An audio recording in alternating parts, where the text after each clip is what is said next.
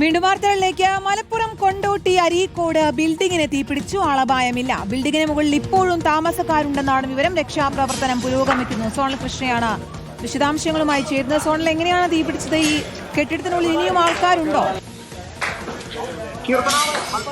മുമ്പാണ് ഈ തീപിടുത്തം ഉണ്ടാകുന്നത്. കൊണ്ടോട്ടി അരീക്കോടാണ് ഈ ബിൽഡിങ്ങിന് തീപിടിക്കുന്നത്. 2 നില ബിൽഡിംഗ് ആണ്. അതിന് മുകളിൽ ഒരാൾ കുടുങ്ങിക്കിടക്കുന്നുണ്ടോ എന്നൊരു സംശയമുണ്ട് എന്നുള്ളതാണ് പരിസര പ്രദേശത്തുള്ളവർ പറയുന്നത്. പക്ഷേ ആളപായമൊന്നും തന്നെ ഇതുവരെ റിപ്പോർട്ട് ചെയ്തിട്ടില്ല.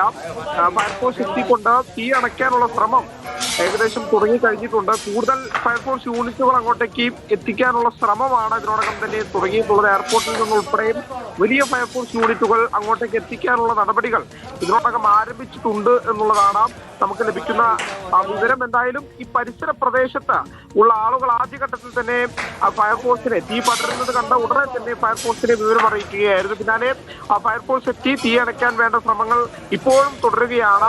ആരെങ്കിലും ഉള്ളിൽ കുടുങ്ങിക്കിടക്കുന്നുണ്ടോ എന്നുള്ളതാണ് പ്രാഥമികമായി പരിശോധിക്കുന്നത്. നമുക്ക് ദൃശ്യങ്ങളിൽ കാണാം.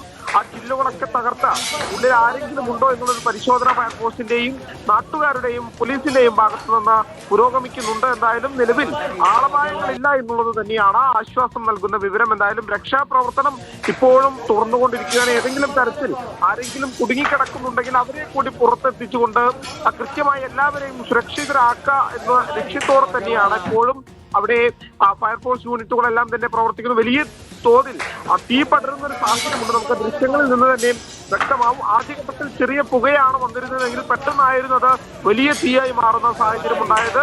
ഉടൻ തന്നെ നാട്ടുകാരുടെ ഇടപെടൽ അത് പ്രധാനമായി പറയേണ്ടതാണ്. ആ പരിസരത്തുണ്ടായിരുന്നവരെല്ലാം തന്നെ കൃത്യമായി ഇടപെട്ട് ഫയർഫോഴ്സ് യൂണിറ്റുകളൊക്കെ എത്തി ആ തീ നിയന്ത്രണ വിധേയമാക്കാനുള്ള ശ്രമമാണ് ഇപ്പോഴും പുരോഗമിക്കുന്നത്. എന്തായാലും ആളപായമില്ല എന്നുള്ളത് തന്നെയാണ് ആശ്വാസം നൽകുന്ന വിവരം. കീർത്തന, സോണൽ, ഇത് എന്ത് കെട്ടിടമാണ്? എത്ര മണിയോട് കൂടിയാണ് ഇവിടെ തീപിടുത്തം ഉണ്ടായത്? ഈ കെട്ടിടത്തിനുള്ളിൽ ആളുകൾ ഉണ്ട് എന്ന് സംശയിക്കാൻ കാരണം എന്താണ്? ഈ അവിടെ നിന്ന് രക്ഷപ്പെട്ടവർ പറയുന്ന കാര്യങ്ങൾ എന്താണ്?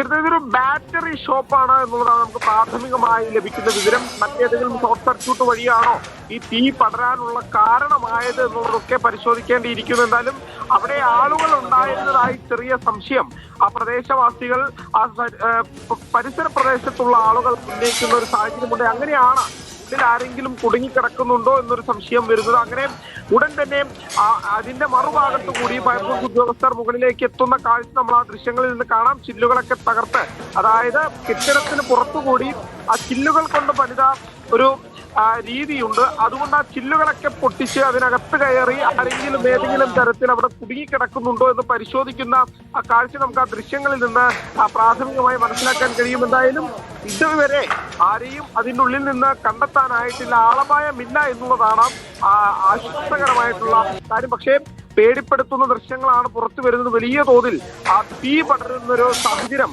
അവിടെ ഉണ്ടായിട്ടുണ്ട്. ഫയർഫോഴ്സ് തീ അണയ്ക്കാൻ വേണ്ടിയുള്ള ശ്രമങ്ങളും ഇതിനോടകം നടക്കുന്നുണ്ട് എന്നുള്ളത് തന്നെയാണ് ആശ്വാസകരമായിട്ടുള്ള കാര്യം. കീർത്തന, ശരി. സോണൽ കൃഷ്ണയാണ് വിശദാംശങ്ങൾ നൽകിയത്. ഒരു ബാറ്ററി കടയാണെന്നാണ് പ്രാഥമികമായി ലഭിക്കുന്ന വിവരം.